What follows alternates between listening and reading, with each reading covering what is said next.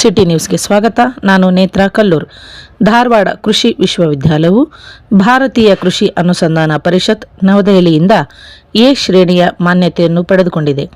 ಸಾರ್ಥಕ ರೈತ ಸೇವೆಯಲ್ಲಿ ಸುಮಾರು 4 ದಶಕಗಳನ್ನು ಮುಗಿಸುವ ಹಂತದಲ್ಲಿದ್ದು, ಪ್ರತಿ ವರ್ಷದಂತೆ ಈ ವರ್ಷವೂ ಕೃಷಿ ಮೇಳವನ್ನು 2025 ಸೆಪ್ಟೆಂಬರ್ 13ರಿಂದ 16ರವರೆಗೂ 4 ದಿನಗಳ ಕಾಲ ಪೌಷ್ಟಿಕ ಆಹಾರ, ಭದ್ರತೆ, ಮಣ್ಣಿನ ಆರೋಗ್ಯ ಮತ್ತು ಸಾಂಪ್ರದಾಯಿಕ ತಳಿಗಳು ಎಂಬ ಶೀರ್ಷಿಕೆಯಡಿಯಲ್ಲಿ ಆಯೋಜಿಸಲಾಗಿದ್ದು ಉತ್ಸಾಹಕವಾಗಿದ್ದೆ. ಕೃಷಿಯಲ್ಲಿನ ಆಧುನಿಕ ತಂತ್ರಜ್ಞಾನಗಳು, ಅನ್ವೇಷಣೆಗಳು ಮತ್ತು ರೈತರ ಸಮಸ್ಯೆಗಳಿಗೆ ಪರಿಹಾರಗಳನ್ನು ಅಲ್ಪ ಸಮಯದಲ್ಲಿ ಹೆಚ್ಚಿನ ಸಂಖ್ಯೆಯ ರೈತರಿಗೆ ತಲುಪಿಸುವುದು ಈ ಮೇಳದ ಮುಖ್ಯ ಉದ್ದೇಶವಾಗಿದೆ. 4 ದಿನಗಳ ಈ ಮೇಳದಲ್ಲಿ ಸುಮಾರು 20 ಲಕ್ಷಕ್ಕಿಂತಲೂ ಹೆಚ್ಚು ರೈತರು ಭಾಗವಹಿಸುವ ನಿರೀಕ್ಷೆಯಿದೆ. ಈ ಕೃಷಿ ಮೇಳದಲ್ಲಿ QR ಕೋಡ್ ಮೂಲಕ ನೋಂದಣಿ ಮಾಡುವ ವ್ಯವಸ್ಥೆಯನ್ನು ಕಲ್ಪಿಸಲಾಗಿದೆ ಎಂದು ಧಾರವಾಡ ಕೃಷಿ ವಿಶ್ವವಿದ್ಯಾಲಯದ ಕುಲಪತಿಗಳಾದಂತಹ ಡಾಕ್ಟರ್ PL ಪಾಟೀಲರು ಹೇಳಿದರು. ಈ ಕೃಷಿ ಮೇಳವು ಅತ್ಯಾಕರ್ಷವಾಗಿದ್ದು ಹೆಚ್ಚಿನ ಜನಸಂಖ್ಯೆಯಲ್ಲಿ ಪಾಲ್ಗೊಂಡು ಯಶಸ್ವಿಗೊಳಿಸಬೇಕೆಂದು ಕೇಳಿಕೊಳ್ಳಲಾಗಿದೆ. ನಮ್ಮ ಧಾರವಾಡ ಕೃಷಿ ವಿಶ್ವವಿದ್ಯಾಲಯದ ಕೃಷಿ ಮೇಳ ರೈತರ ಜಾತ್ರೆ ಎಂದೇ ಹೆಸರಾಗಿರುವುದು ತಮಗೆಲ್ಲ ಗೊತ್ತು. ಪ್ರತಿ ವರ್ಷದಂತೆ ಈ ವರ್ಷವೂ ಕೂಡ ಇದೇ ಸೆಪ್ಟೆಂಬರ್ 13ರಿಂದ 16ರವರೆಗೆ ಕೃಷಿ ಮೇಳ ಜರುಗಲಿದೆ.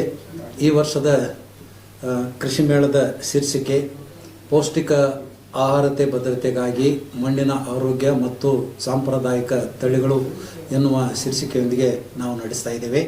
ಈ ಶೀರ್ಷಿಕೆಗೆ ಅನುಗುಣವಾಗಿ ಪೌಷ್ಟಿಕ ಆಹಾರ, ಮಣ್ಣಿನ ಆರೋಗ್ಯ ಮತ್ತು ಸಾಂಪ್ರದಾಯಿಕ ತಳಿಗಳ ಈ 3 ವಿಷಯಗಳ ಮೇಲೆ ವಿಶೇಷ ತರಬೇತಿ ಕಾರ್ಯಕ್ರಮ ರೈತರಿಗೆ ಸಂಪನ್ಮೂಲ ವ್ಯಕ್ತಿಗಳಿಂದ ನಡೀತಾ ಇರ್ತದೆ. ಈ ನಮ್ಮ ಕೃಷಿ ಮೇಳದ ಕಾರ್ಯಕ್ರಮವನ್ನು 2ನೇ ದಿವಸ ನಮ್ಮ ಕರ್ನಾಟಕ ಸರ್ಕಾರದ ಘನವೆತ್ತ ರಾಜ್ಯಪಾಲರಾದ ಗೌರವಾನ್ವಿತ ತಾವರ್ಚಂದ್ ಗೆಹ್ಲೋಟ್ಜಿ ಅವರು ಬೀಜ ಮೇಳ, ಫಲಪುಷ್ಪ ಪ್ರದರ್ಶನ ಹಾಗೂ ವಿಸ್ಮಯಕಾರಿ ಕೀಟ ಪ್ರಪಂಚವನ್ನು ಉದ್ಘಾಟನೆ ಮಾಡಲಿದ್ದಾರೆ. ಮತ್ತು 3ನೇ ದಿನ ಇದು ಸನ್ಮಾನ್ಯ ರಾಜ್ಯಪಾಲರಿಂದ 2ನೇ ದಿವಸ ಈ ಬೀಜ ಮೇಳ, ಫಲಪುಷ್ಪ ಪ್ರದರ್ಶನ ಮತ್ತು ವಿಸ್ಮಯಕಾರಿ ಕೀಟ ಪ್ರಪಂಚ ನಮ್ಮ ರೈತರ ಜ್ಞಾನಾಭಿವೃದ್ಧಿ ಕೇಂದ್ರದಲ್ಲಿ ನಡೀತಾ ಇರ್ತದೆ. ವೇದಿಕೆ ಕಾರ್ಯಕ್ರಮವೂ ಅಲ್ಲೇ ಇರ್ತದೆ.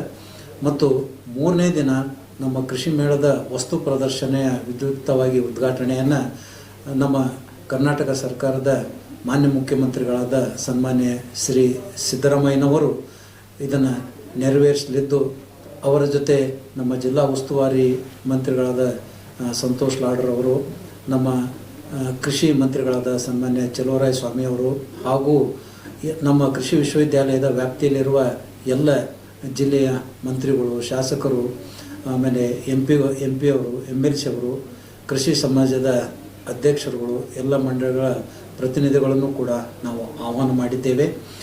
ಕೃಷಿ ಮೇಳದ ಉದ್ಘಾಟನೆಯ ಜೊತೆಗೆ ಪ್ರತಿ ಜಿಲ್ಲೆಗೂ ಒಂದರಂತೆ ಪ್ರತಿ ವರ್ಷದಂತೆ ಶ್ರೇಷ್ಠ ಕೃಷಿಕ ಹಾಗೂ ಶ್ರೇಷ್ಠ ಕೃಷಿ ಮಹಿಳೆಯರಿಗೆ ಪ್ರಶಸ್ತಿಯನ್ನು ಕೊಡಲಾಗ್ತಾ ಇದೆ. ಪ್ರತಿ ದಿನ ಕೃಷಿ ಮೇಳದಲ್ಲಿ ಮಧ್ಯಾಹ್ನ ಸಾಧಕ ರೈತರಿಂದ ರೈತರಿಗಾಗಿ ಕಾರ್ಯಕ್ರಮ ಇರ್ತದೆ. ಸೊ ಅದೇ ರೀತಿ ಸಾಯಂಕಾಲ ಈ ವರ್ಷ ವಿಶೇಷವಾಗಿ ನಮ್ಮ ರಾಜ್ಯದ ಎಲ್ಲ ವಿಶ್ವವಿದ್ಯಾಲಯಗಳಿಂದ ವಿದ್ಯಾರ್ಥಿಗಳನ್ನು ಕೃಷಿ ಮೇಳವನ್ನು ನೋಡೋದಕ್ಕೆ ಕರೆಸಿ ಮತ್ತು ಸಾಯಂಕಾಲ ಅವರಿಂದ ಸಾಂಸ್ಕೃತಿಕ ಕಾರ್ಯಕ್ರಮಗಳನ್ನು ನೆರವೇರ್ತಾ ಇದೆ. ಮತ್ತು ಮುಖ್ಯವಾಗಿ ಪ್ರತಿದಿನ ನಮ್ಮ ರೈತರ ಜ್ಞಾನಾಭಿವೃದ್ಧಿ ಕೇಂದ್ರದಲ್ಲಿ ಒಂದು ವಿಶೇಷ ಕಾರ್ಯಕ್ರಮ, ಒಂದು ವಿಷಯದ ಬಗ್ಗೆ ಪ್ರತಿದಿನ ಬೇರೆ ಬೇರೆ ವಿಷಯಗಳಲ್ಲಿ ಮಧ್ಯಾಹ್ನ ಆಸಕ್ತ ರೈತರಿಗೆ ವಿಶೇಷ ಉಪನ್ಯಾಸಗಳು ಕೂಡ ನೆರವೇರ್ತವೆ. ಆಮೇಲೆ ಕ್ಷೇತ್ರ ಭೇಟಿ, ಎಲ್ಲ ಬೆಳೆಗಳ ಬಗ್ಗೆ ಕ್ಷೇತ್ರ ಭೇಟಿ ಇರ್ತದೆ. ವಸ್ತು ಪ್ರದರ್ಶನದಲ್ಲಿ ವಿಶೇಷವಾಗಿ ಕೃಷಿಯಲ್ಲಿ ಇರುವಂಥ ಪರಿಕರಗಳು, ಕೃಷಿಯಲ್ಲಿ ಯಂತ್ರೋಪಕರಣಗಳು, ಹೀಗಾಗಿ ಸುಸಜ್ಜಿತವಾಗಿ ಸುಮಾರು 600ರಷ್ಟು ಮಳಿಗೆಗಳನ್ನು ಏರ್ಪಡಿಸಿದ್ದೇವೆ. ಈ ವರ್ಷ ಮುಖ್ಯವಾಗಿ ವಿಶೇಷ ಕಾಳಜಿಯನ್ನು ತೆಗೆದುಕೊಂಡು ಪ್ರತಿ ವರ್ಷ ಸೆಪ್ಟೆಂಬರ್ದಲ್ಲಿ ಮಳೆ ಇರೋದರಿಂದ ಮಳೆಯಲ್ಲಿ ರೈತರು ನೆನೆಯಬಾರ್ದು ಮತ್ತು ವಸ್ತು ಪ್ರದರ್ಶನ ಮಾಡುವಲ್ಲಿ ಎಲ್ಲ ಪರಿಕರಗಳು ತೊಯ್ಯಬಾರ್ದು ಅನ್ನುವಂಥ ಒಂದು ದೃಷ್ಟಿಯಲ್ಲಿ ಇಡೀ ನಮ್ಮ ಕೃಷಿ ಮೇಳವಾದ ಒಂದು ಸೈಟನ್ನು ಜರ್ಮನ್ ಟೆಂಟ್ ಹಾಕುವುದರ ಮೂಲಕ ಮಳೆಯಾಶ್ರಿತವಾಗಿ ಎಲ್ಲರಿಗೂ ಅನುಕೂಲ ಮಾಡಿಕೊಟ್ಟಿದ್ದೇವೆ. ಈ ವಿಶೇಷವಾದ ಒಂದು ಅವಕಾಶವನ್ನು ಎಲ್ಲರೂ ಪಡೆದುಕೊಳ್ಳ್ರಿ.